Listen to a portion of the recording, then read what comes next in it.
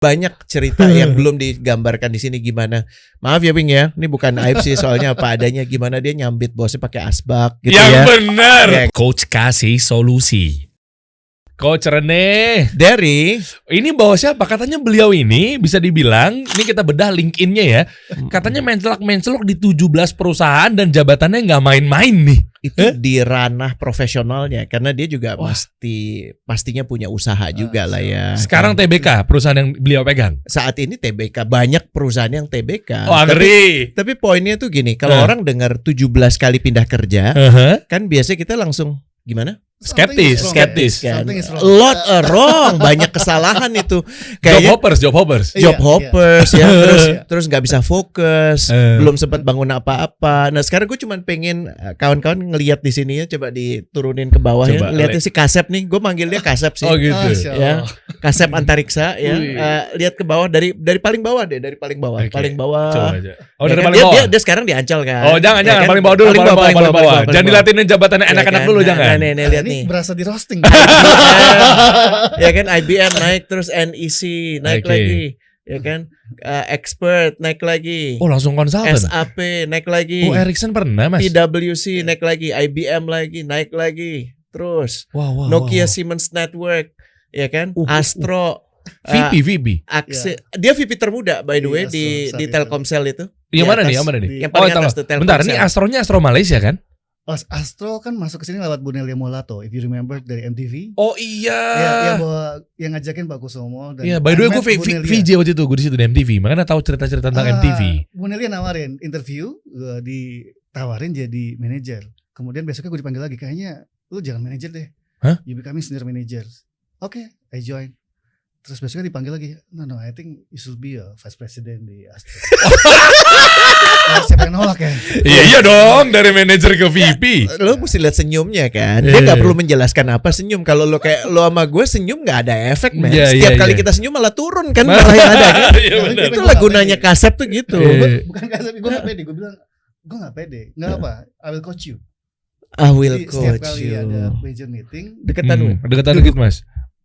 Cukup ya? Cukup. Ya, duduk dekat dia, dikasih case. Setiap kali habis BOD meeting, suruh bawa case tadi, pelajari nih kalau Dewan misalnya. Oh, lu jadi kayak kuliah di situ ya? Kayak kuliah. Emang sejatinya kan gitu kan. Setiap kita bergerak, kita kan mesti belajar lagi. Oh ya, Nickelodeon punyanya MTV ya? Nickelodeon sendiri setahu gue. Cuma memang kan banyak case dari TV-TV itu yang dimasukin ke Harvard. Oh, oke. Ada ujiannya tuh sama Bu Nelia Molato sama bos gue tentunya saat itu. Oke. Ini menarik ya. Menarik. Jadi baru dari satu pengalaman aja, walaupun kayaknya waktunya periodenya nggak lama-lama amat ya, 11 bulan. Iya kan, terus tutup ya dia. Oh iya. Tapi memang setelah kita bayarkan kewajiban, kebetulan Astro ini kan satu grup sama Access, satu gedung. Jadi gue pindah lantai ke lantai 11. Bu Nelia bilang, I think you can join Access deh. Kalau udah selesai, ya udah. Gue pindah lantai ke lantai 11. Tuh, lo perhatiin ya, ini teknologi telecommunication masuk ke Axis, terus masuk ke Telkomsel itu udah BUMN ya. Waktu itu udah BUMN belum? Telkomsel itu anaknya BUMN. Anaknya BUMN ya. Ini kadang-kadang jangankan gue ya, kadang-kadang orang BUMN juga bingung menjelaskan. Telkomsel itu apa gitu? Apakah anak BUMN dianggap BUMN?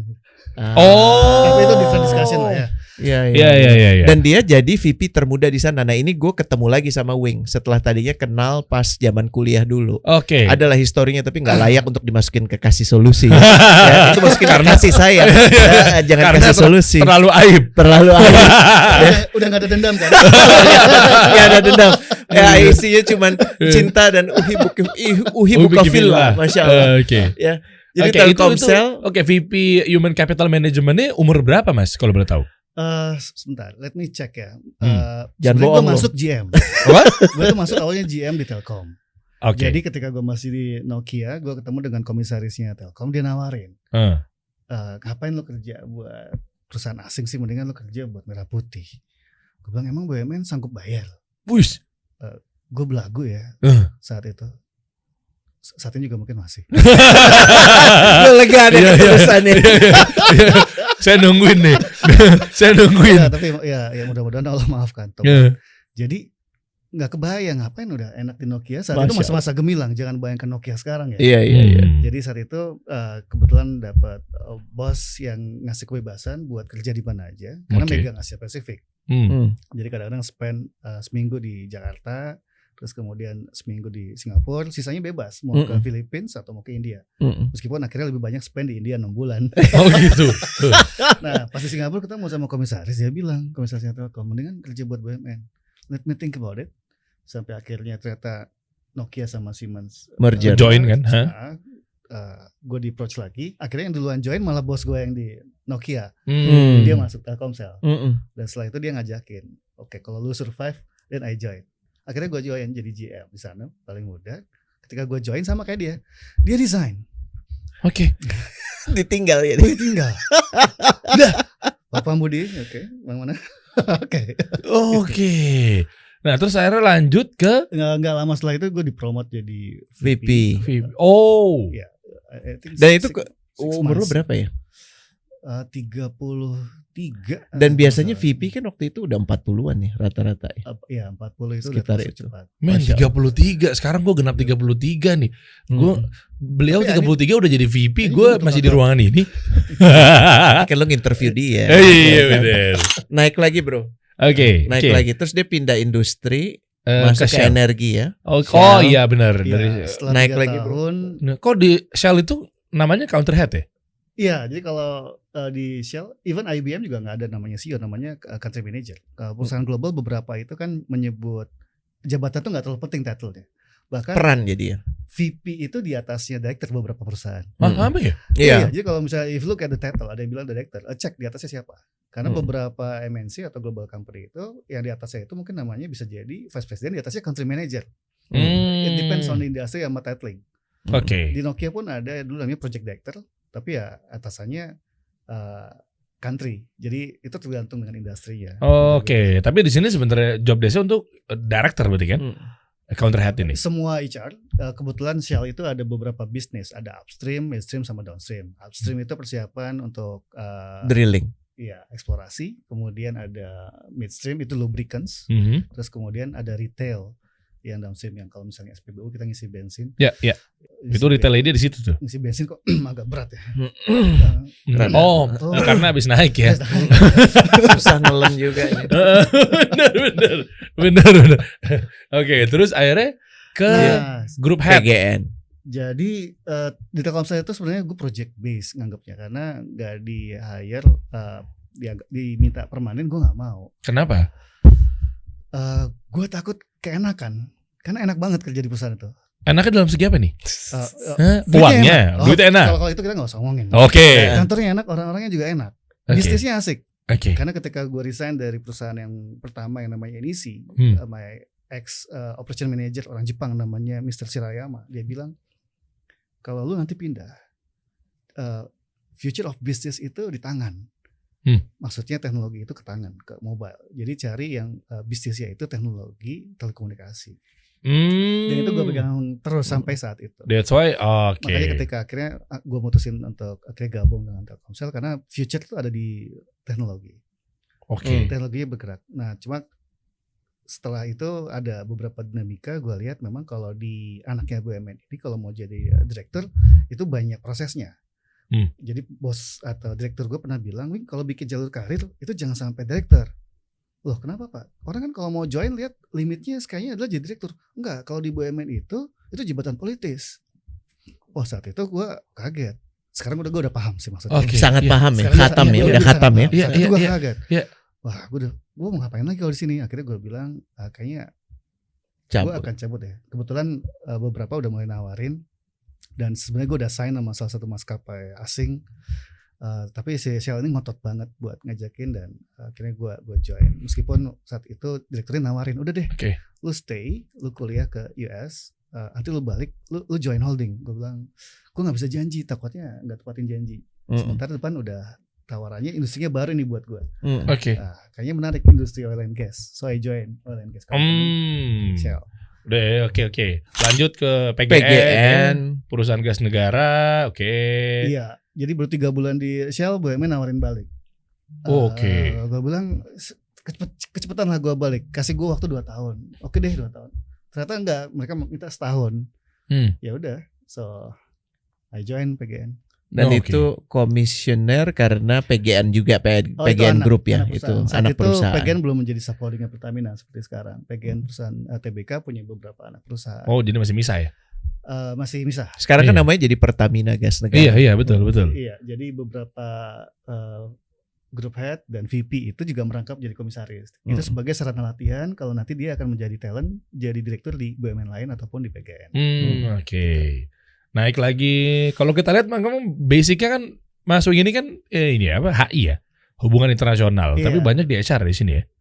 Iya, jadi urusan manusia lah. Gue nggak punya luxury untuk nanya pada saat lulus. Saat lulus kan krisis. Krisis mau kemana gue nggak ngerti.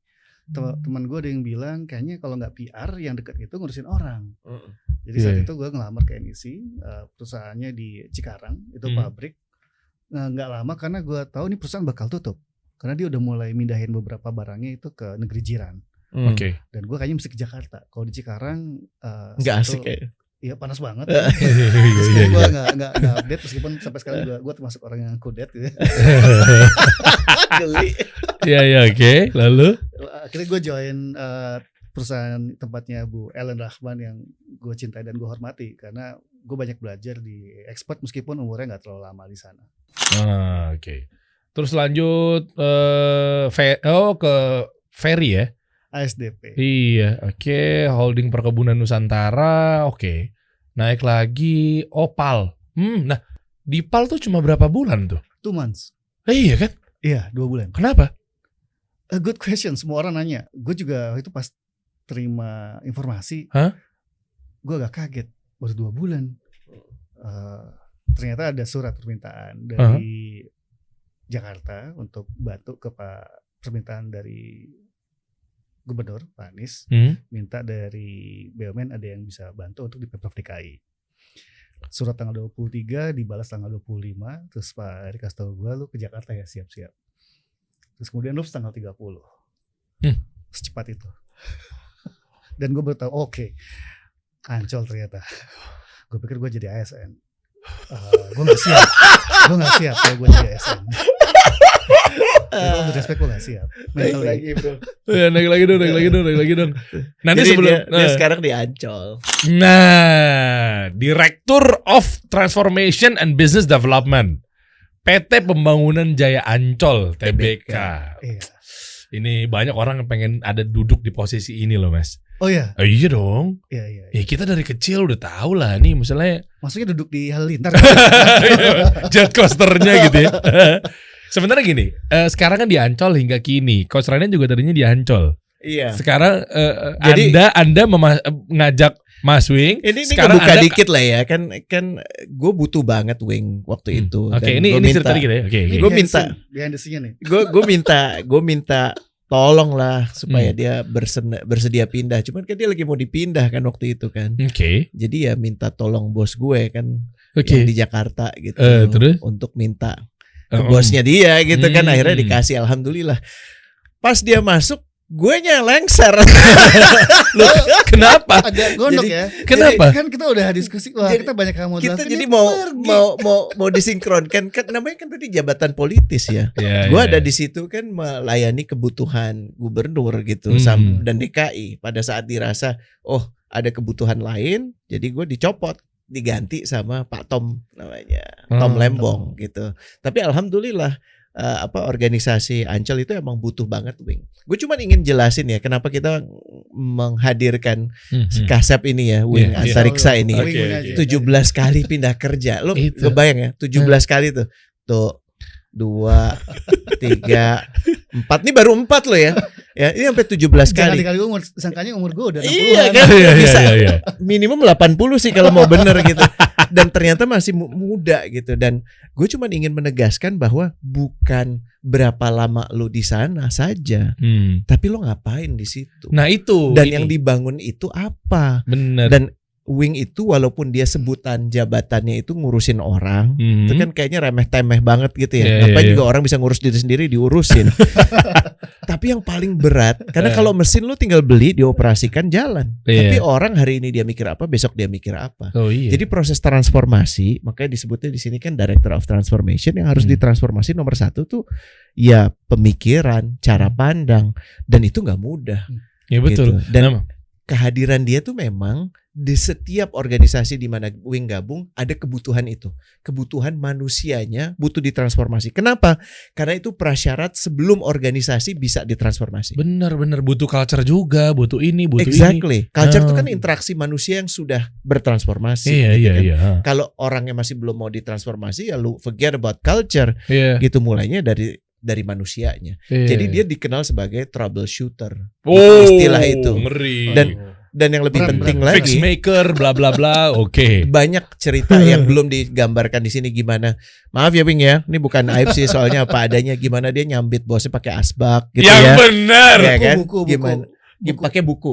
Bukan asbak. Sorry. I'm not that harsh. Oke, buku ya. Terus gimana? Ya ada satu keadaan di mana gue cuman bisa cerita dia hampir mati deh ya. Gitu. Kenapa? Karena gini, Wing tuh kalau udah ngelihat ada yang perlu diluruskan, dia luruskan. Ada yang kotor dibersihkan. Yang begitu-begitu banyak musuhnya Anda, Mas. Pasti. Tapi kan gini, banyak orang akhirnya berhenti di cuman narasi kan, cuman ngomong doang kan, wacana. Gue akan membersihkan ini, tapi pada saat udah repot banget ya udah enggak. Ini enggak. Ya pasti kan dia enggak peduli, dia beresin kalau lo perlu diberesin, lo diberesin sama dia. Enggak ada playing victim di tengah-tengah, pengen main cantik. Enggak ada. Saya akan beresin ini tapi ternyata kenyataannya enggak gara-gara playing victimnya. It's not like that. Jadi maksud gue gini, yang dibutuhkan sekarang itu justru menurut gue di ceruk-ceruk korporasi, nanti Wing bisa cerita, orang-orang yang nggak cuman sekedar pengen kerja, tapi ingin memperbaiki kualitas kehidupan gitu. Karena apapun organisasi itu kan dibuat supaya lebih bisa, kita jalan sendiri kan paling cuman bisa segitu gitu ya. Tapi kalau jalan rame-rame bersama bisa jauh. Tapi gimana kalau organisasinya katrok gitu. Dan untuk bisa memastikan organisasi nggak katrok, ya butuh orang yang kalau bengkok dilurusin, kalau kotor dibersihin. Sip. Mas Wing, kebayang ini, ya? Kebayang. Ini kan audiens dikasih solusi kan memang kita nggak usah berbicara terlalu tinggi banget deh. Pengen sesimpel sebenarnya. Ada mungkin terdekat ada 2 pertanyaan lah. Mungkin yang pertama seputar ngapain aja sih di sini, ngebenahinnya apa aja sih, oke? Ya kan di jabatan-jabatan yang luar biasa ini gitu kan, nggak main-main. Dan yang kedua sebenarnya harusnya kedua pertanyaan pertamanya sih, gimana cara mencapai karir yang luar biasa ini loh? Banyak orang-orang yang stuck 5 tahun, 6 tahun, 7 tahun, golongannya masih segitu aja. Lo harus mendahului pertanyaan yang nomor 1. Konfirmasi enak nggak? Nah, bener nggak duitnya sebanyak itu gitu kan? Karena kita butuh tahu itu. Jangan-jangan itu cuman hoax gitu kan, kita nggak tahu. Kalau udah perusahaan-perusahaan udah TBK atau IPO sih sebenarnya sih bisa ngebuka gaji sih. 300-500 juta tuh bener nggak sih? Gitu ya, bener nggak sih? Iya. Nah itu yang perlu diklarifikasi dulu. Jadi 3 pertanyaan, Wing. Betul. Silakan. Pintar ya coachernya ya. Disangkanya semua dari gue gitu ya. Kalau duit itu bisa panjang gitu. Bisa panjang ya. Karena kalau kita salah nyampainya nanti mislead bahaya. Orang ngejarnya sangkanya duitnya. Oke. Tapi boleh dibuka kan? Yang mana dulu nih? Yang sekarang misalnya diancol. Kita mau nih pertanyaan yang tadi 2 tadi. Iya. itu. Pokoknya gini. Ini kita bikin kelas khusus. Iya, oke. Kita dagangin aja. Iya, kan? Kasih solusi kan? Iya dong. Kalau bicara gaji ayo. Iya, ente mau solusi. Oke, ya kita bicara gaji nanti. Iya, betul. Pokoknya tungguin aja teman-teman nih yang nonton sampai akhir, mudah-mudahan Mas Wing rela untuk membukanya. Pantengin aja dulu. Tapi yang paling penting gini, Wing tuh bisa yang sempat kita drill waktu itu. Nanti kita undang lagi aja dia kalau berkenan. Oke. Lo dapetnya tuh sesuai atau di atas atau di bawah. Masih inget ya? Iya, ingat. Iya kan yang soal yang 7 pertanyaan yang gue butuhkan, dia juga jago. Jadi ada gue, ada dia. Nanti komentar kita verdictnya cuman lo dibayar di bawah dari rata-rata. Kan kesel ya? Atau lo baik-baik men. Perusahaan lo tuh baik banget sama lo dibayar udah di atas rata-rata. Nah, apakah ini dia juga punya bisa, sense-nya? Oke, apakah ini bisa menjawab juga dengan diri sendiri dari Mas Wing ini? Bisa jawab sih sekarang. Itu bisa. Kalau ini kan karena TBK bisa dicek. Kalau lihat gaji gue yang sekarang itu kurang lebih nggak jauh beda dengan gaji gue di tahun 2010. Kok jadi mundur 12 tahun? Kok mundur sih? Jangan lihat, makanya gue bilang harusnya kan malah gaji, hati-hati. Karena bukan berarti kalau misalnya gaji karena direktur pasti di mana-mana sama, enggak gitu. Bukan. Tapi yang dilihat apa sih yang jadi tugas, apa yang dititipkan. Okay. Dan gaji itu kan sifatnya nggak statis dan nggak selamanya kita lihat itu dari gaji. Tapi kalau lu digaji gede, karena gue pernah ngalamin dan gue nggak sebut ya di sini. Oke. Sebulan dapat sampai setengah miliar lah, tadi kita ngobrol ya. Setengah miliar. Lu nggak agak puas dan lu nggak ngapa-ngapain. Apa yang lu kontribusiin, lu kan akan berasa. Kok gue gini aja gaji gue gede banget ya. Gue yakin itu nanti akan ada faktor pengurangnya. Apakah itu kesehatan? Dahsyat. Apakah itu kebahagiaan? Apakah itu ketenangan? Gak nyangka kan? Enggak, gue enggak saya suka nih. Enggak beneran. Ini cocok sama audiens kita tuh begitu. Gitu ya. Gajinya sekarang alhamdulillah gue syukurin. Karena kalau misalnya katakanlah dianggap orang bilang kalau turun, keluarga atau istri mungkin bilang Pak turun, ya enggak apa-apa, dapur masih bisa kan. Tapi insya Allah kalau kita anggap kurang, lebihnya kan ada dari yang lain. Alhamdulillah sampai sekarang bisa lebih dekat. Keluarga bisa hiburan ke Ancol. Oh iya. Jadi nggak keluar uang tuh. Iya, jadi kita nggak bisa hitungan matematik. Tapi sebelum itu boleh nggak cerita perspektif gimana lu bisa ngadopsi cara pikir ini sebelum ngelanjutin pertanyaannya Derry. Ini kan nggak common, nggak lazim di setting network yang lagi dibangun sama Derry, dikasih solusi, orang udah semakin menyadari itu. Tapi kerap butuh diingatkan. Cuman gimana sih lu ya udah 17 kali pindah kerja akhirnya mengadopsi pola pikir, cara pandang, ya rezeki itu nggak cuman gaji gitu. Dan gimana tuh ngelihat? Dari mana ngadopsi itu? Dari kebelaguan gue di masa lalu, yang gue take it for granted bahwa gue digaji sebesar itu karena gue hebat. Jadi ada masa dimana kalau lihat orang, setelah lihat mukanya kerja di mana sama bisnisnya, di kepala dia gue langsung hitung dia berapa sih gajinya, dan dengan cepatnya gue langsung bisa mengunderestimate orang. Dan gue malu. Jadi gue ngerasa saat itu Allah ngasih ujian dengan pendapatan yang besar. Dan saat pada masa jaya-jayanya perusahaan yang blue chip itu, ya gue mau travel kemana aja dan lu bisa dibayar US dollar, gue ngerasa ada nggak sih orang seumur gue bisa kayak gini naik business class atau first class. Gue lupa syukur. Ada di pemikiran itu jadi kayak lu ngerasa ini karena gue gitu ya, karena gue istimewa. Karena gue istimewa, padahal begitu perusahaannya ternyata nggak ada, dan gue lagi di India nonton CNN, perusahaannya itu merger, gue panik karena gue take it for granted dan gue terima surat PHK. Wow. Jadi kalau misalnya lihat 17 ada yang bilang achievement, sebenarnya diantaranya itu ada PHK. Hah? Oh iya. Jadi bahkan ketika gue balik ke yang yang di expert. Coba. Itu ini kelewatan. Yang mana? Ini pelajaran yang paling berharga. Gue nggak. Ada yang sebelumnya TNT gue nggak lama, cuma 2 bulan juga. Di tahun berapa Mas? Itu tahun diantara expert sama NEC. Oke. Mohon maaf saya nggak masukin. Dan ini ada cerita lucunya juga, nanti gue sharing. Di expert itu gue pindah ke Jakarta, gue dapat gaji itu saat itu gue buka aja lah ya, tahun 99 800.000 ya itu. Terus kemudian gue pindah ke Jakarta, itu gajinya itu 5 kali lipat gue dapat. Wah, luar biasa ya Bang. Kerja di konsultan yang boutique konsultan, ketemu sama Bu Ellen yang populer saat itu dan sampai sekarang jadi mentor gue. Oke. Dan gue belajar untuk bisa ngomong kayak gini, itu gue belajar. Karena gue itu kalau ngomong, kalau nggak kecepetan, which is kadang-kadang masih ke bawah, itu agak gagap. Dan tone-nya down. Dan gue belajar banget dengan Bu Ellen, diajarin. Karena gue jadi trainer di situ. Tapi gue paham dan Bu Ellen paham bahwa my future kayaknya bukan di sini. Jadi by kesepakatan bersama. Iya, dan akhirnya karena gue sering lewat gedung yang gue sangat suka, Wisma Pondok Indah, ada tulisannya sosis 3 tuh Ericsson. Itu legend itu. Perempatan lampu merah Pondok Indah itu legend itu. Ericsson tuh. Samping Suzuki kan? Dulu. Iya, dulunya Suzuki. Yang di Ho kan Suzuki. Iya. Sekarang BIM 3 ya. Sekarang BIM 3. Jadi gue dari kosan dari dalam jalan kaki ke sana. Pagi bisa berenang dulu di Pondok Indah. Yui. Wah, nikmat mana yang kedustakan. Gue banyak dustanya.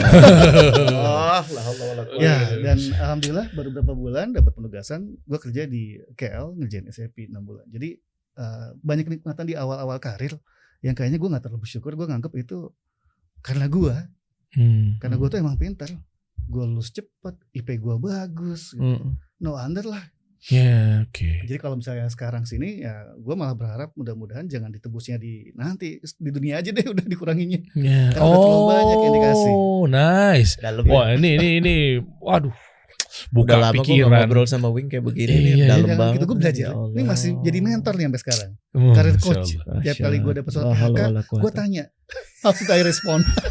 Nah itu gimana? Pas bisa di PHK tuh alasannya apa? Di PHK ya kan perusahaannya merger. Iya. Jadi pilihannya adalah ada 2 orang. Mau nggak mau ya? Lo ngambil paket. Iya. Atau lo gabung sama perusahaan baru yang namanya Nokia Siemens. Oke. Aturannya mainnya sendiri, standarnya sendiri, beda banget. Beda rumah masih beda aturan lagi tuh. Ya udah. Gue nggak siap untuk dapat duitnya dan berbisnis karena gue nggak belajar bisnis sendiri jadi entrepreneur. Akhirnya gue join Nokia Siemens. Cuman gue gak ngerasa gue bisa kontribut. Akhirnya senior gue yang di Nokia yang kebetulan sudah join Astro ngajakin gue ketemu sama Bu Nelia, bos MTV yang join Astro. Dan I join. Sayangnya perusahaannya memang gak lama. Tapi kita rasanya bersyukur dengan adanya perusahaan itu kabel TV jadi murah ya. Oh iya. Iya gak? Iya. Karena saat itu kan kabel TV mahal banget. Nah, perusahaan ini memang membawa perubahan di mana kabel TV jadi murah.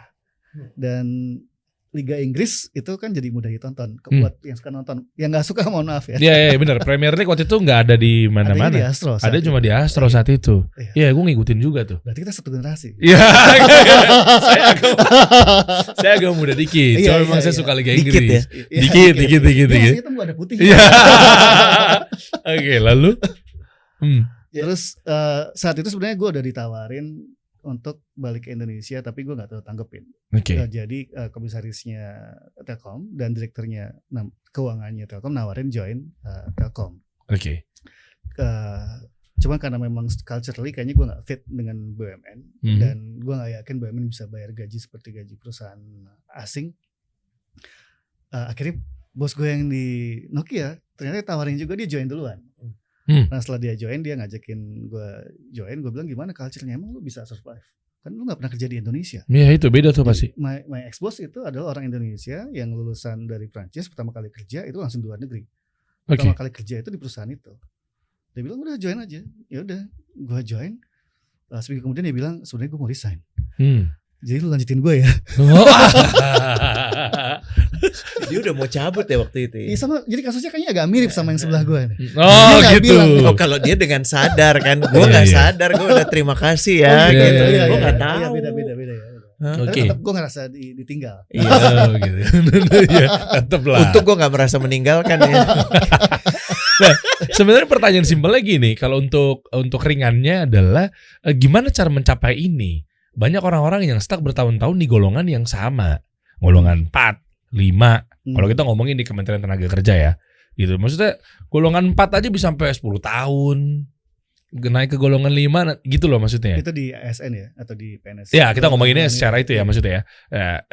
Gimana tuh caranya nih Mas? Maksudnya kok tiba-tiba kayaknya mulus banget gitu, senior manager, direktur. Mungkin terus. Kalau gue sebelum Wing jawab ya, kalau organisasi itu kan beda karakteristik ya. Iya. Birokrat, ASN, pegawai negeri gitu ya. Memang bukan lamban, tapi pelan. Lah mirip. Beda. Kalau lamban itu lo melambankan gitu, ngerti nggak? Jadi bisa cepet tapi lo nggak bikin cepet. Itu pelan ya. Itu pelan. Pelan. Mestinya lo bisa cepet tapi lo nggak lakukan itu. Iya, okay. Kalau lamban tuh jadi emang ada stagingnya. Lo kebayang nggak kalau sengaja dilama-lamain? Gitu bukan sengaja dilama-lamain. Kalau birokrasi itu tidak pelan, ya maka akan berantakan. Dan efek berantakan kenapa? Ya akhirnya semua di bypass, izin dikeluarin aja, Padahal kan ada prosesnya. Kenapa dibuat birokrasi jadi seperti itu? Jadi sorry, gue rephrase ya. Yeah. Birokrasi itu bukan lamban, tapi pelan. Kenapa? Mereka harus benar-benar matang dalam mengeluarkan keputusannya. Efeknya kalau lu memilih ada di organisasi seperti itu, proses lu untuk bisa mendapatkan posisi yang lebih tinggi lebih lama. Oke, apakah memang ini sudah terdaftar di ISO misalnya? Perusahaan-perusahaan yang memang SOP-nya seperti ini, standard operation-nya apa segala macam gitu loh. Apa memang di-create tidak berdasarkan default setting-nya ISO? ISO kan memang proses kerja. Iya. Iya kan? Oke. Kalau ini kan bagaimana organisasi memilih wujudnya, bentuknya. Contoh kayak misalnya organisasi kenapa BUMN walaupun dimiliki oleh negara kok beda banget sama ASN? Oh, perhatiin nggak? Karena yang satu ini menjalankan roda birokrasi yang memang harus runut, harus begitu, harus ada technocratic approach-nya. Karena kalau enggak, ya lo nggak kerja bener. Sementara kalau di BUMN itu kan dia harus bersaing dengan di industri yang tidak hanya diisi oleh mereka, walaupun mungkin sebagian juga hanya diisi oleh mereka gitu ya. Tapi artinya ada kebutuhan lo untuk jadi lebih cepat. Peluang-peluang itu yang munculnya di sana. Plus tadi Wing udah sampaikan.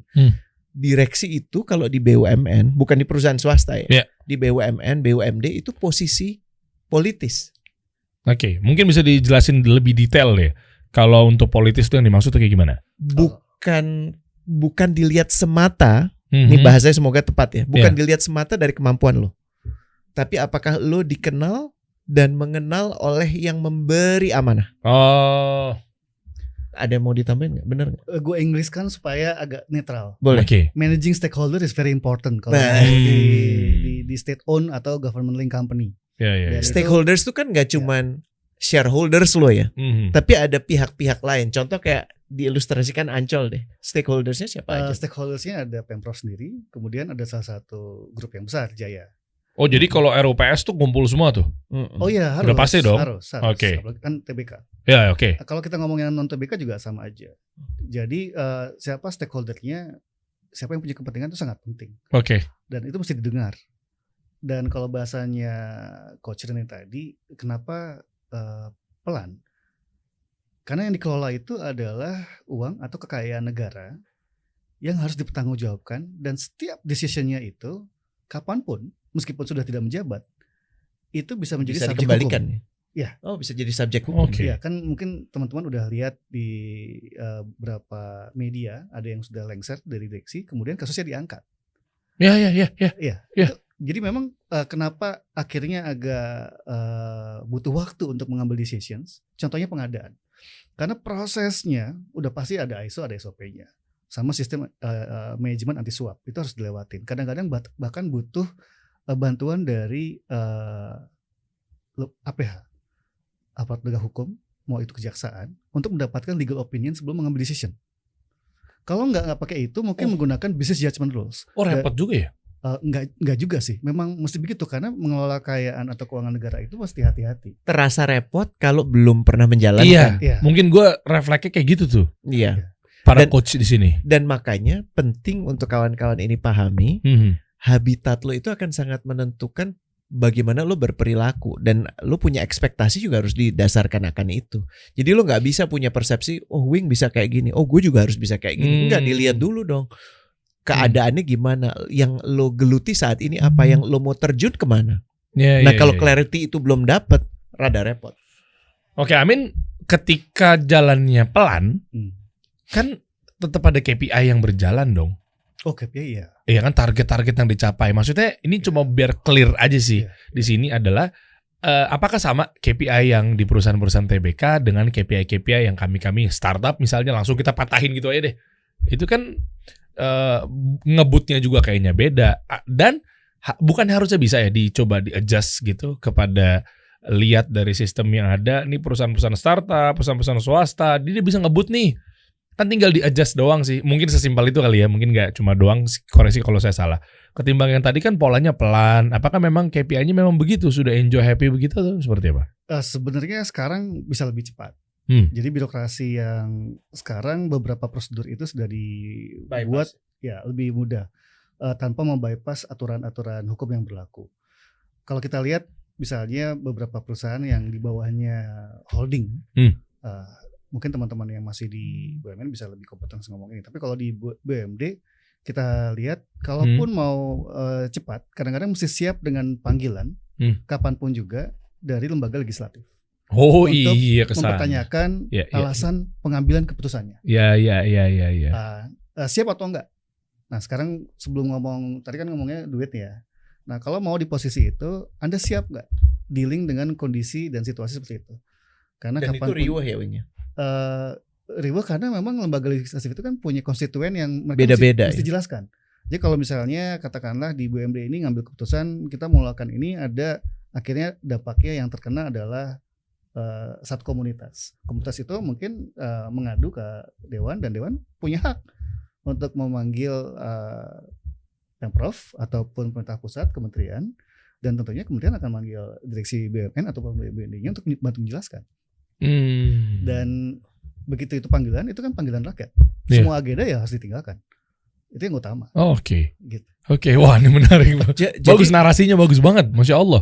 Di negara-negara yang sudah lebih matang, baik itu 3 sektor, antara biro public sector, private sector, sama NGO, itu 11-12. Nggak terlalu jomplang. Makanya nggak heran melihat orang biasanya mungkin di NGO, terus dia pindah ke ke private sector. Dari private sector pindah ke public sector. ASN-nya pemerintah Singapura itu salah satu yang paling dibayar tinggi. Jadi mereka sangat compete dengan orang yang kerja di bank. Bahkan bisa lebih tinggi ya. Ya. Dan ini yang Indonesia sedang menuju ke arah sana menurut gua, bahwa 3 sektor ini nanti talent bisa berkiprah di mana aja, kan nggak masuk akal. Kalau tadi yang sudah Wing bilang kan, gue di MNC, di multinational company dibayar X, tapi gue harus kerja di ASN yang bayarnya 1/10X. Gimana? Nggak maksudnya gini, mau cinta banget sama negara ini, tapi keluarga kan punya tuntutan berbeda gitu ya. Nah jelas. Itu yang baiknya sih, supaya orang-orang terbaik itu berkiprah di bidang-bidang yang dibutuhkan. Gitu. Dan ini mestinya juga terbuka buat entrepreneur dan dimanapun itu, selama memang mesti paham habitatnya. Nah, PR-nya adalah memahami habitat itu. Yang tadi itu managing stakeholder tuh, lo akan berhubungan dengan siapa aja sih? Dan apakah kira-kira lo punya energi buat itu gitu kan? Nah itu yang dibutuhkan sih, yang dipahami gitu. Oke. Terus untuk ngapain aja nih? Mas Wing. Bener ya? Ini gue lanjutin ya. Karena bagus yang disampaikan, karena perbandingan di luar sama di Indonesia. Jadi mau di BUMN, BUMD ataupun birokrasi Indonesia, kita butuh lebih banyak talent. Oke. Yang mau berkiprah, jangan anti. Kan gue udah bayar pajak, udahlah gue nggak usah. Enggak, kita butuh.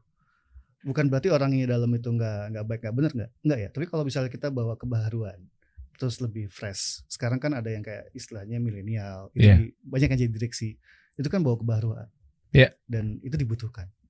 Oke. Jadi yang perlu disiapkan adalah mentally sama maturity ketika menghadapi yang bahasa yang gue istilahkan dilemma resolutions.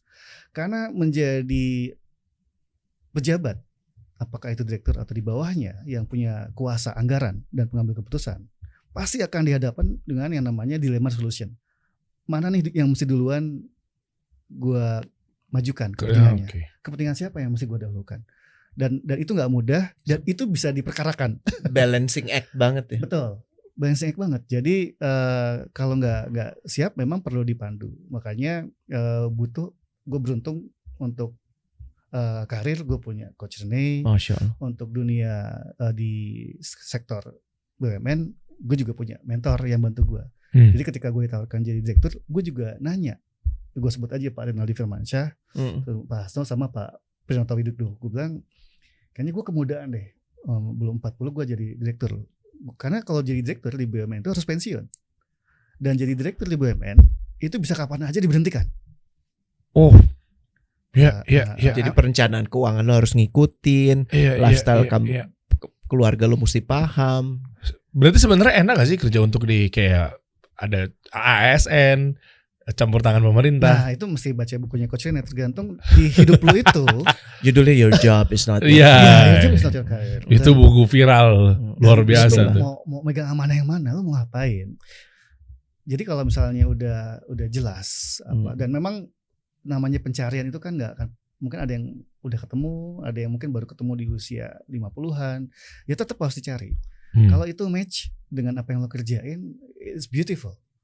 Dan nggak ngerasa kayak beban, biasa aja. Oke. Tapi kalau misalnya nggak ketemu, ya konflik batin.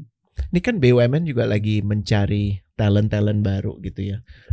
Pengen juga sih tadi mengulang panggilannya Wing. Memang di sini kan lebih banyak content creator atau entrepreneur Muslim, atau bahasa gue remah-remah momogi Muslim gitu yang lagi. Gue mau apa nih gitu ya. Gue pengen lu denger pesan dari Wing ini bahwa memang sektor itu sangat dibutuhkan lu pada sekarang. Tapi nggak masuk cuman buat ngejar duit. Ya, semakin cepat lu selesai urusan duit, semakin cepat lu bisa berkiprah menurut gue. Cuman dari yang udah ngalamin sendiri, Wing mungkin bisa cerita seberapa dibutuhkannya sih gitu, Wing. Karena gue justru khawatir sektor itu semakin ditinggal karena orang lebih seneng yang lain, dan akhirnya apa yang akan terjadi? Ya kan, orang-orang sisa aja yang ada di situ, atau orang-orang yang punya aspirasi yang tidak untuk membaharukan tapi hanya untuk mempertahankan status quo, dan itu sangat-sangat berbahaya buat kita ke depan. Plain begitu mulu ntar perusahaan. Lo masih ingat yang yang kemarin ada Pak Iyal kan? Mbak Iyal? Iya kan? Kemarin yang soal solar kan? Iya, Gue baru dapat dari WWF ya, World Wide Fund itu ya. Dia cerita bagaimana mereka mengomentari keputusan kita, pemerintah Indonesia PLN, untuk membatasi energi dari surya itu cuman boleh 10-12%. Loh, alasannya? Iya gitu. Oh, ya mungkin nanti kita ngobrol di luar. Iya kan? Tapi maksud gue ini kan menarik gitu ya, dan keputusan-keputusan yang harusnya bisa diambil lebih bijak jadi kok gitu ya, kita bukankah artinya lebih baik kalau kita lebih banyak mengangkat renewable? Iya kan? Iya. Oh, rupanya ada yang belum balik modal gitu kan, ada pemikiran lain misalnya. Nah, mungkin Wing bisa ilustrasikan gitu, struggle di dalam, dan butuh orang-orang yang mau mempertahankan idealismenya untuk masuk ke sini. Duit akan ngikutin lo kok, percaya deh. Iya, ini jadi disenet sama gue punya momen di mana saat itu ada diundang teman-teman yang muda-muda yang belum jadi direktur di BUMN, itu ada event. Event itu gue nggak tahu masih ada atau enggak, karena gue udah nggak di BUMN. Jadi yang muda-muda ini namanya Duta Duti, itu ada kontesnya. Terus ada yang menarik, satu nanya, Pak, gimana supaya saya cepat bisa jadi direktur? Nah, ini pertanyaan audiens gue nih. Gimana caranya saya balik? Kenapa pengen cepat-cepat? Ya kan enak, Pak. Mobil mewah, standarnya kan 2.500 ke atas. Iya, mau 3.000 juga boleh. Iya dong. Brandnya gue nggak perlu sebut ya, karena nggak ada kan di sini yang endorse. Iya. Terus kemudian ada protokoler, terus dapat tunjangan perumahan. Tukang kebun aja disediain, gitu kan. Di some companies ada tukang kebunnya. Kebetulan gue nggak punya kebun karena rumah gue itu habis gue pakai buat carport. Bayang dong berarti mobilnya berapa? 18. Wow. Setiapnya dikoleksi satu. jadi Setiap pindah kerja tambah satu. Oh gitu. Jadi ini bercanda ya, ini bercanda ya. Jadi mobil tergantung LinkedIn-nya ya. Enggak. Jadi gue tahu, Pak, ini tukang kebunnya gimana? Gue gak ada halaman, cuma gue habis gue papas. Jadi di some BUMN itu memang ada fasilitas seperti itu. Sekarang gue gak bisa komen apakah masih ada atau enggak. Tapi pada masa gue ada. Di BUMD juga ada mungkin yang seperti itu. Kalau bicara Pemprov DKI gue gak bisa mewakili semua. Tapi kalau lihat untuk yang di Ancol memang gak terlalu ada protokoler. Tapi kembali ke pertanyaan anak itu, ketika gue tanya balik, yang dia kejar adalah yang dia lihat kasat mata. Kalau saya datang, satpam bukain pintu. Kalau saya naik lift, tas dibawain. Kalau misalnya itu aja yang lu kejar, gue bisa pinjemin. Rasain ya. Iya, kalau itu yang lu kejar, gue bisa pinjemin. Tapi tanggung jawab sama kerjaannya, tahu gak apa kerjaannya? Ya abisnya teman saya, Pak, bisa cepat naik. Kalau gitu belajar sama temen lo. Kenapa dia bisa cepat naik? Soalnya dia yang selalu bawain tas bosnya, Pak. Oh, salah jawaban gue. Bukan itu. Jadi akhirnya gue mesti dalam bro. Dalam. Ternyata salah, gue salah. Jadi jawabannya pada masa itu. Saya suka sarkas Anda. Tapi ya emang ya Wing ya. Karena yang kasat mata kan selalu mudah jadi referensi, mudah kelihatan. Lo gajinya berapa? Oh 5 juta.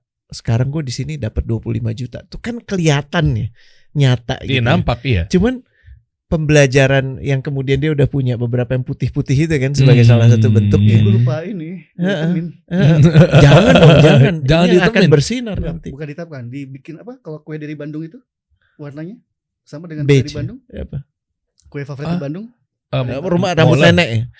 Molen. Brownies. Brownies. Warna brownies kan nggak apa-apa. Warna brownies. Coklat. Iya betul, bisa tuh. Ini kayak kuis jadinya. Iya benar.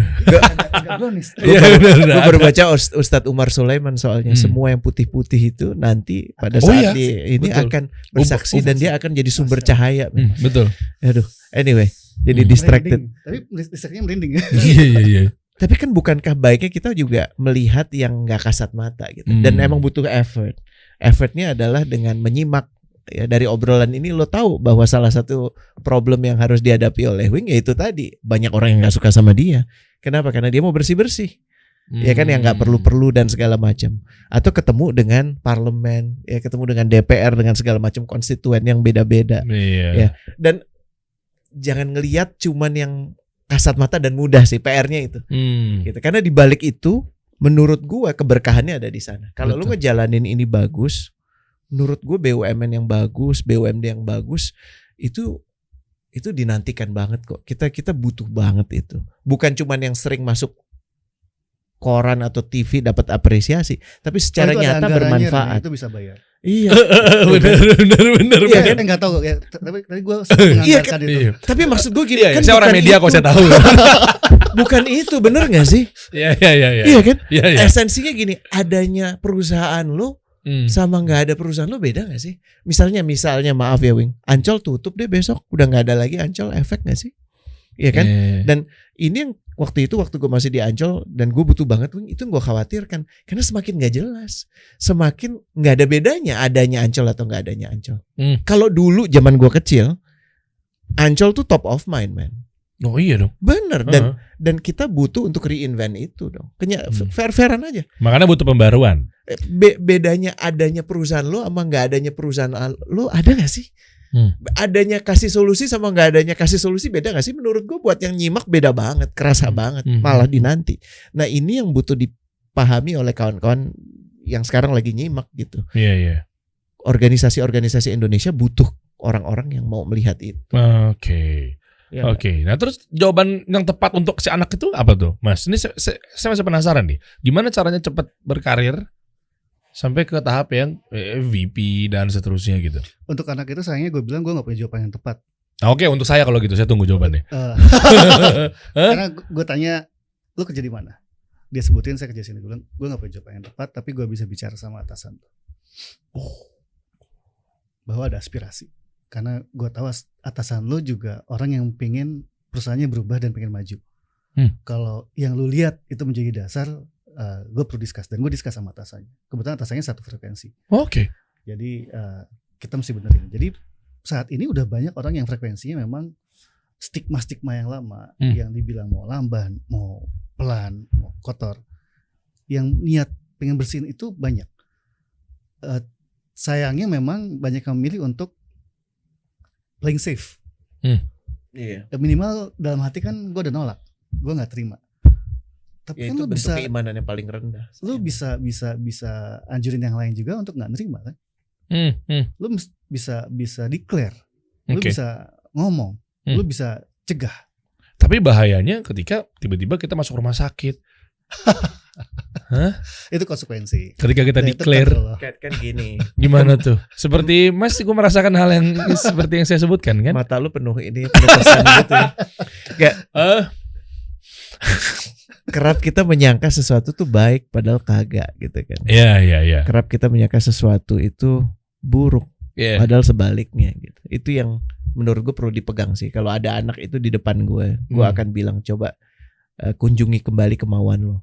Jangan-jangan karena lu mau sesuatu karena dasarnya lu pikir tuh enak, baik. Padahal belum dikasih karena itu yang sang pencipta ingin menyelamatkan lu. Ya, bisa, lu belum betul. Siap, bener gak? Betul. Iya gak? Dan kalau kita pegang itu menurut gue kita akan lebih sibuk mempersiapkan diri, bukan berambisi. Gitu. Karena lebih enak tuh bersiap. Bersiap tuh kalau lu diminta untuk maju, lo siap. Gitu. Ketimbang lo punya aspirasi tapi pas lo maju lo kaget. Gitu. Menyebelin ke semua orang kan. Iya. Betul. Nah ini menarik ya, kita bahas lagi mengenai organisasi. Awam. Nih gue awam nih, pertanyaan nih, mewakili teman-teman yang lain. Itu tuh jenjang karirnya tuh ada tes kah untuk naik gitu? Ada. Atau nunggu ada yang cabut dulu baru kita dapat promosi? Atau memang diselip-selipin atau gimana sih? Hah? Kok maksudnya orang-orang tuh berkarir? Iya. Polos sih, benar sih. Bener gak? Nyambung sih. Kan itu kan pasti pertanyaan awam-awam yang memang gue coba mewakili lah, biar di sini ada kontradiktif dikit lah. Ya, gitu. Gue mesti bilang ada, karena gue termasuk yang bangun sistemnya. Oke. Karena gue dapat SK Menteri pada saat itu Bu Rini.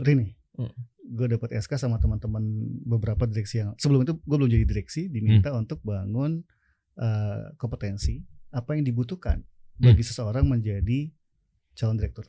Oke. Dan gue sering diundang untuk menjadi istilahnya contender atau perbandingan untuk orang-orang yang mau jadi direktur.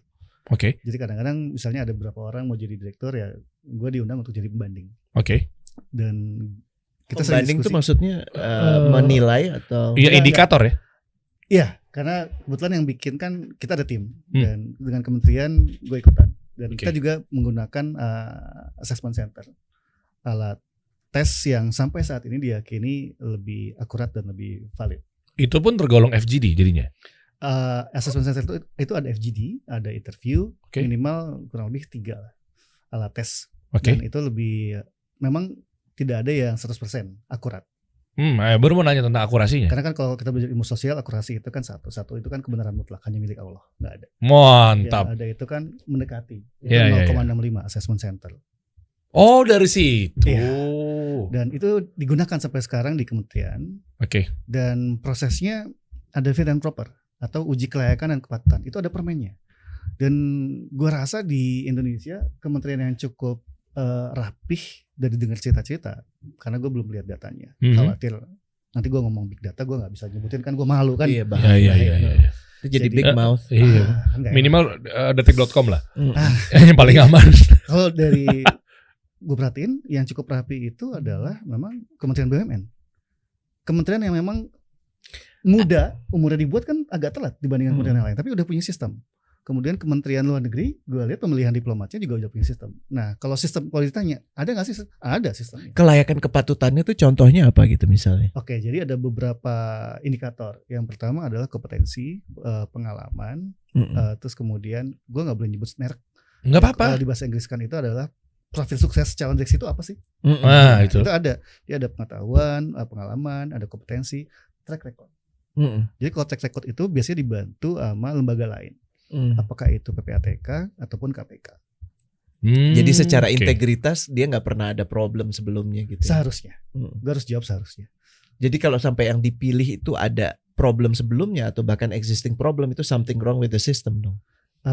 Jangan salahin sistemnya. Salahkan orang yang menjalankan sistemnya. Tetap memaksakan berarti. Karena sistemnya itu udah clear ya. Dibuat untuk mengurangi. Gue nggak bilang menghilangkan. Karena pasti ada aja. Kalau orang itu udah kompeten gimana? Misalnya dia bahasa simpelnya tobat, berubah, mungkin track recordnya buruk nih misalnya, terus tiba-tiba dia pintar, mungkin nggak tahu gimana jenjang karirnya luar biasa gitu untuk performnya dia. Itu kan tetap nggak bisa, berarti subjektivitas dong.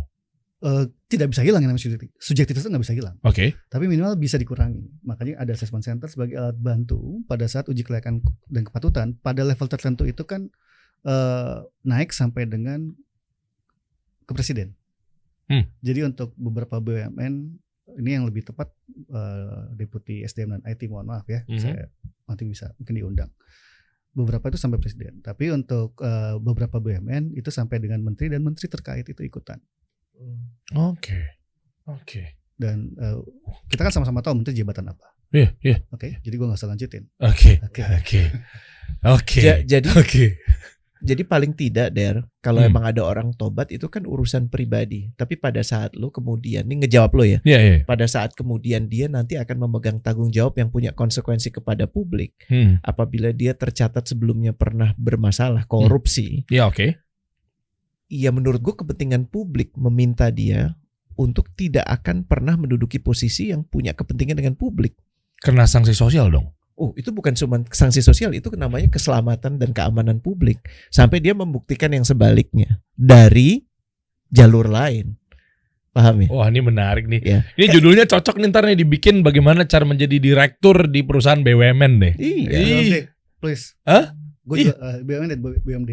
Oh, BUMN dan BUMD. BUMD. Iya, betul. Iya. Jadi yang itu untuk perlindungan publik menurut gua, bahwa kenapa kepatutan itu sepakat banget. Kalau lu punya perkara sebelumnya, ya memang sekarang lu nggak berperkara. Tapi dengan lu punya perkara sebelumnya itu udah ada indikator nggak baik. Ya, Jangan dipaksakan. Oke. Kalau lo mau perusahaan private aja, kan yang konsekuensi yang akan terima lo dan investor-investor lo. Ya kenapa dia percaya sama lo nggak melakukan itu, gitu ya. Cuma kan kalau sekarang kan mengenai angel investor, venture capital, apapun itu ya, itu kan pasti kan tetap dicek tuh track recordnya. Oh, tergantung dari angel investornya, tergantung dari private equity-nya, kan masing-masing punya sarana kepatutan sendiri. Tapi ini BUMN kan duitnya yang masuk ke sana juga bisa dipastikan sebagian kalau bukan semuanya dari uang negara yang dibayarkan dari pajak-pajak kita. Iya dong, namanya gitu. juga BUMN. Makanya trustnya harus dijaga gitu. Ya. Gitu sih. Sehingga memang dalam bagian lates itu ada yang namanya integritas. Dan itu berat ya. Maksudnya paling krusial menurut gua dan paling susah untuk dijaga. Ya, karena integritas itu kalau kita ibaratkan lapangan bola, sebutlah JIS. Karena gue di Jakarta. Buat yang belum tahu JIS, teman-teman di luar Jakarta. Ada di Petogogan ya? Oh, masukin di Petogogan rumahnya? Iya. Enggak, gue Ciganjur. Oh, Ciganjur. Jadi itu tiket buat masuk stadion. Kalau lu nggak punya integriti, lu nggak punya tiketnya buat masuk ke stadion. Jangan kan nonton, jadi pemain pun lu nggak punya tiketnya. Jadi itu syarat. Dan siapa yang bisa jawab itu? Ya diri lu. Apakah akhirnya lu memaksakan untuk maju, lu dengan semua topengnya, dan di kemudian hari akhirnya lu berujung di rompi oranye? Atau ya jangan sampai, alhamdulillah. Dan ini juga gue berdoa untuk diri gue sendiri, jangan sampai gue juga terprosok. Jadi kalau nggak punya, ya jangan, karena itu emang prasyarat. Sebelum lu punya kompetensi, lu punya keahlian. Kalau emang nggak bisa ya jangan. Nggak bisa dalam arti apa nih? Memang dia punya track record yang buruk. Less able to be developed. Karena integritas itu kan udah melekat dengan diri lu. Kalau emang lu udah kebiasaan untuk cacat moral, culas, lu nggak punya gitu. panduan moral, atau gue nyebutnya moral kompas. Lu nganggap apa yang lu lakukan itu benar, ngutip itu adalah hal yang biasa karena gue udah kerja lembur, wajar dong gue ngutip dari gerbang. Dan lu nggak tahu itu salah, itu kan berarti udah melekat. Sulit di develop karena udah terbebani oleh pola pikir yang fix, yang kaku gitu. Nah, makanya ini juga PR buat teman-teman untuk melihat perkara integritas ini bukan urusan prosedural, tapi urusan yang sangat pribadi, pertanggungjawaban lo kepadanya, pada Allah. Gitu. Itu sih. Oke, nice. Berarti sekarang belum kejawab nih. Berapa gaji Mas Wing sekarang nih? Menjadi ini menginspirasi dan memotivasi teman-teman. Coba lihat sekarang. Boleh disebutin satu persatu, 17 juga boleh. Di sini berapa? Anda begitu menjabat di sini berapa? Sebut bandwidth aja, men. Ini gak usah, gampang jawabannya. Kan TBK udah ketahuan dong sebetulnya. Iya, betul. Dan teman-teman bisa tahu kekayaan gue, tinggal akses webnya LHKPN. Nah, gini aja deh. Coba masuk ke tadi tuh kan LHKPN biar lebih cepat. Tadi Mas Wing udah ngirimin juga nih linknya. Coba buka dong, biar langsung di downloadnya aja. Coba buka. Itu. Nah, ini dia nih. Tetap ya. Kelihatan semua. Ngeri. Turun, bro. Ini data publik, siapa aja bisa cek, siapapun yang jadi pejabat publik. KPK bisa ya? Iya, keren banget. KPK udah terbuka dan dan dipegang KPK terlepas dari hidup pikuknya, tapi saya apresiasi semua orang bisa ketahuan kok. Oke, nih tahan dulu sini. Atas sedikit. Saya mau baca. Tahun 2020 pengumuman laporan harta kekayaan penyelenggara negara. BUMN atau BUMD turun lagi. Oke. Di tahun 2020 ya. Berarti waktu itu lembaganya PT Perkebunan Nusantara 3 Persero Holding Perkebunan. Yang tadi ada tuh sempat kita lihat di link ini ya kan? Unit kerja wakil pimpinan, subunit kerja direktur, nama Wing Antariksa. Jabatan direktur sumber daya manusia. Oke, bawa lagi. Nih, data harta. Guys, ini sesuai dengan judul kita di episode ini adalah ini memotivasi buat teman-teman semua. Ayo, masa sih nggak mau jadi direktur? Cara-caranya tadi udah kita sama-sama ketahui juga ya. Alhamdulillah. Syukurillah Allah Akbar. 2020 ya, Anda curang, Mas. Anda bukan data 2022. Hati-hati jangan sampai tiap tahun nanti naiknya 11M gitu. Atau minimal 4M lah. Iya. Tanya KPK kalau mau data SPT. SPT tahunan. Iya dong. Curang dikasih 2020. Loh, jangan saya KPK bisa. Oh iya. Oke, coba lihat deh. Enggak apa-apa, kita cek dari KPK deh. Tanah bangunan seluas 150. Masa sih segitu luasnya? Benar. Masa? Segitu. Yang dilaporin? Oke, tanah dan bangunan 150 meter persegi. Lengkap ya sebenarnya ya. Jakarta Selatan. Jadi kalau misalnya memang ini kewajiban di BUMN dan BUMD wajib untuk submit LKPN. Yang saat ini mungkin belum terupdate itu 2020. Oke. Ini kayaknya lebih dari roasting ya. Enggak dikit-dikit. Enggak Kantor grilling. pajak udah submit, jadi kantor pajak jangan khawatir. Iya, betul. Yang update 2022. Yoi, 1,7 miliar. Alat transportasi. Tapi menarik yang di bawah, yang kas dan Oh sorry, kas. kalau tanah bangunan memang kebetulan, nah buat teman-teman mungkin ini tips and trick juga. Saat itu saya nggak mau gabung BUMN atau Telkomsel, tapi dia ngasih di depan uang signing atau namanya new joining incentive supaya gue mau gabung, dan uangnya itu langsung gue beliin rumah. Oke. Dan itu boleh ya, langsung diputar kemana gitu boleh ya? Karena udah masuk rekening dan gue jadi nggak bisa nolak kan, dia udah masuk rekening. Oh iya benar. Ya. Oke, mobil Toyota Fortuner masa cuma satu, Mas? Itu ada satu lagi Tahun harta 2020. bergerak lainnya itu di Mana bawah. sih? Oh iya. Cuman 400 nggak juta. dispesifikasi. Oke, bawa lagi kas. Apaan nih kas dan setara kas 5,3 miliar. Harta lain tuh apa misalnya, Wing? Eh. Perusahaan, saham. Bisa reksadana, kemudian bisa surat utang negara, obligasi. Oh, oke. Harta lainnya subtotal 11,4 miliar. Bawa lagi. Nggak ada hutang, men. Ini udah paling bawah nih. Oh, udah paling bawah. Dan Hutang. riba. Wih. Jangan utang. Keren. Total harta kekayaan Mas Uwing Antariksa 11,4 miliar. Iya. Mas saya lagi nyari angel investor loh, Mas. Lo ketawanya mungkin kalau buat teman-teman yang lain pada ketawa. Wih, Kenapa? kecil amat. Buat ngamanin OPEX doang kok.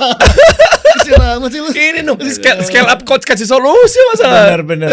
Aduh. Tapi lebih bermanfaat tau nggak Apa tuh? Waktunya dia. Oh, Kita iya. culik-culik buat bantu yang lain. Makasih Pasang loh. jariah bareng-bareng. Bener, makasih Mas Wing udah nyempetin hadir di sini. Jangan lama-lama disorot kan? Udah gak disorot kan? Iya udah nggak sorot. 11,4 sekian miliar di tahun 2020. Kita nggak usah tanya 2021 2022 seperti apa. Ini kan namanya salah satu prinsip bahagia itu. Kalau urusan duniawi lihat yang di bawah. Iya betul. Kalau lihat ukhrawi lihat yang di atas. Betul. Ini maksudnya motivasi ini.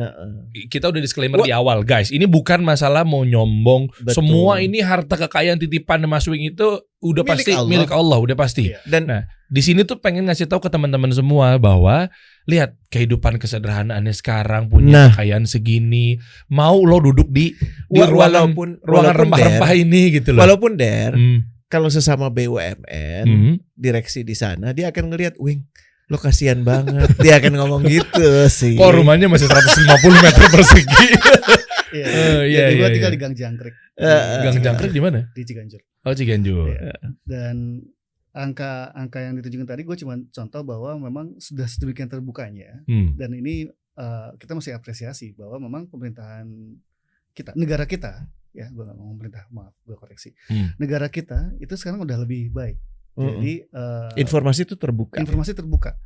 Silahkan cari nama yang lain, bisa bandingin, dan nggak mau jadi ujub atau ria ya, karena ini relatif. Ada yang bilang kecil banget sih segitu. Gue itu sih sebulan gaji gue gitu, bukan. Tapi masalah merasa cukup, dan buat gue pribadi dan keluarga ya alhamdulillah. Gitu, dengan kondisi ini. Nah ini loh perasaan poinnya. cukup itu. Iya, poin ini yang mau kita angkat dengan kita membuka ini. Satu, transparansi. Umat Islam transparansi nih. Jelas pemerintah kita, negara kita luar biasa. Dan yang berikutnya adalah ternyata ya Cukup. Dan digunakan. Alhamdulillah. Tapi ini juga datang dengan cerita yang tadi, Iya. bahwa pada saat kau bersedia untuk masuk ke ranah ini, masuk ke ranah BUMN, BUMD, menjadi direksi dan ini political appointee, bisa diberhentiin kapan aja loh. Jadi apa yang diterima setiap bulan depan bisa nggak diterima lagi loh. Nah itu yang perlu dipahami sih. Betul. Nah udah kita coba mundur lagi nih sebagai mungkin di penghujung. Sebenarnya gimana sih teman-teman atau yang baru memulai fresh graduate cara cepat dapat kerja di BUMN. Mereka nungguin loh Mas, CPNS. Udah nungguin terus tiba-tiba gak masuk pula ya, qadarullah ya. Nah sebenarnya tips and triknya apa sih? Sesimpel itu dulu deh. Tips and triknya adalah matching dengan requirement. Sesederhana itu. Oke. Requirementnya apa? Nah ini. Nah, sekarang kan kalau lihat dari IG-nya Pak Erik lagi banyak buka BUMN. BUMD juga lagi banyak nyari. Ancol sendiri kebetulan gue ngijon. Ngijon tuh apa? Masih kuliah ngijon artinya udah ditarik. Masih kuliah di UK. Tapi dia lulus udah dipastikan dia akan gabung dengan Ancol karena kita ingin bawa kebaruan. Dan kita berani untuk investasi bayar lebih karena kita butuh gagasan dan idenya dia. Nah, buat teman-teman itu bukan nunggu buat yang baru. Kalau saat ini ada potensi magang, masuk aja dulu magang. Bukankah sekarang ada magang bersertifikat? Itu bukan cuman Anda habisin waktu supaya kredit point atau SKS-nya terlengkapi, tapi itu adalah momen di mana belajar dan dikenal ya. Exactly, dikenal. Jualan diri. Jadi ketika memang perusahaannya itu butuh, nggak usah cair lagi, ya udah Anda aja. Bisa jadi sekarang ini lebih dimudahkan, Masya Allah. Bisa jadi setelah magang Anda lanjut kerja di situ. Karena sedemikian dikenal dan sangat terbantunya organisasi itu dengan kehadiran Anda. Kayak itu poinnya. Ya, jadi sebisa mungkin manfaatkan ada peluang untuk magang. Kalaupun sekarang nggak dapat kesempatan magang, lagi cari kerja, cari apa sih di perusahaan yang bisa diperbaiki. Dan jangan patah semangat untuk mengirim email atau message untuk kenalan, introduce. Pak, siapa lu? Iya. Dan saya punya gagasan apa?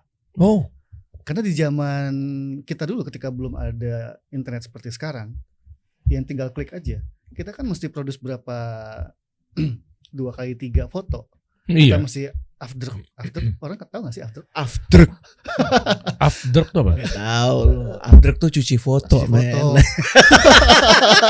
Bukan era gue. I'm quit.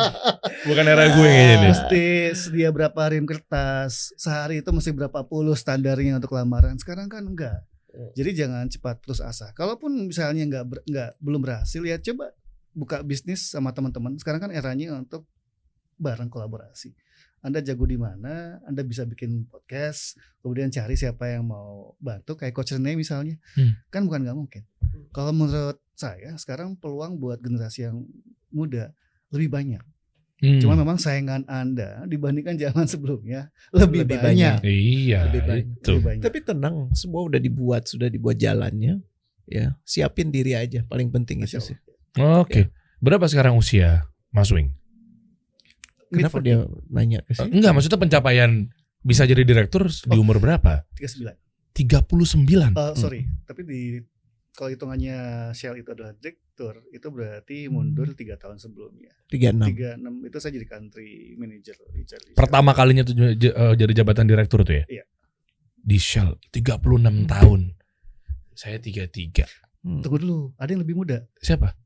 Jadi kolega saya yang sekarang juga jadi direktur di BUMN, yang dari Shell akhirnya join ke BUMN, saat itu menjadi country head, usia 33. Wow. Orang yang menggantikan saya itu lebih muda lagi. Oh berarti he is brilliant. Oke. Dan termasuk milenial yang cukup sukses di BUMN. Akhirnya join juga BUMN. Oke. Kita undang aja siapa, Wing? Rosain. Siapa? Rosain. Ya. Ntar kita cari. Rosain. Orang mana? Boleh di post bentar? Boleh. Di post kan ya? Dituntasin dulu aja. Tuntasin. Okay. Gitu. Saat ini di BKI. Jadi pertama kali setelah dari Shell jadi country manager, kemudian ingin bergabung. Mas gimana caranya? Karena kayaknya saya juga punya panggilan, Mas. Ingin kayaknya punya kontribusi buat negara. Shell is good company, no doubt. Cuman saya rasanya pengen nggak cuma sekedar bayar pajak kayak Mas tadi.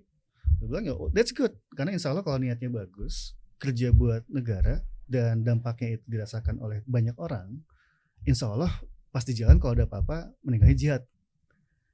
Dan kita satu pemikiran. Iya, saya juga mikir kayak gitu, Mas. Ya udah, akhirnya kemudian ikut uji kelayakan UKK atau fit and proper. Yang bersangkutan berhasil jadi direktur di saat itu direktur termuda, saya rasa di BUMN. Tapi memang pada masa itu belum terlalu digaungkan. Di masanya Bu Rini, baru pas di ujung periode aja ada istilah milenial. Milenial director ya, director milenial. Oke. Oh, ada gitu. Iya. Di zaman padahal sebenarnya udah ada. Kalau masih ingat ada yang usia 28 sempat menjadi direktur di BNI. Borobudur. Ya. Oh. Borobudur lapangan Banteng. TWC atau ya. Bukan yang Candi. Pengelolaan Candi. Oh, oke. Jadi sebenarnya kemudaan atau niat para menteri baik pada periodenya Pak Sofyan Jalil, Pak Mustafa Abu Bakar, kemudian pada saatnya Pak Dahlan, sebenarnya banyak yang dibawa. Pak Dahlan bawa diaspora, terus kemudian Bu Rini bawa kemudaan, Pak Erik makin mengukuhkan bukan cuma kemudaan tapi juga Srikandi. Ada pembagian antara male dan female, laki dan perempuan, ada kesetaraan. Lebih banyak yang perempuan menjadi direktur sekarang kita lihat. Jadi memang udah bergerak dan mudah-mudahan makin ke sana kesempatannya akan lebih fair dan terbuka buat yang memang layak dan siap bahasanya ya, dan siap kalau bahasanya Coach Remy. Bersiap lah gitu. Kita tunggu kalau gitu, kalau ada pertanyaan-pertanyaan jika memang nanti mau di follow up ya, tapi lebih spesifik, jangan cuma pengen dapat direksi, jelaskan aspirasinya supaya lebih clear, nanti kita bahas kalau perlu. Dan kita undang tamu-tamu yang lain yang bisa direkomendasi oleh Wing. Nah, boleh. Jadi ada dua nih teman-teman nih lagi pada nonton nih. Yang pertama, kalau pengen punya pertanyaan langsung aja nih, coba cek di deskripsi di bawah atau letakkan di komen. Atau yang kedua, rekomendasi kira-kira cocok ya, siapa lagi nih kira-kira yang bakal kita undang ke sini? Boleh dong rekomendasi di bawah juga ya. Ya. Thank you Coach. Thank you Mas Wing ya. Terima kasih. Barakallah. Coach kasih solusi.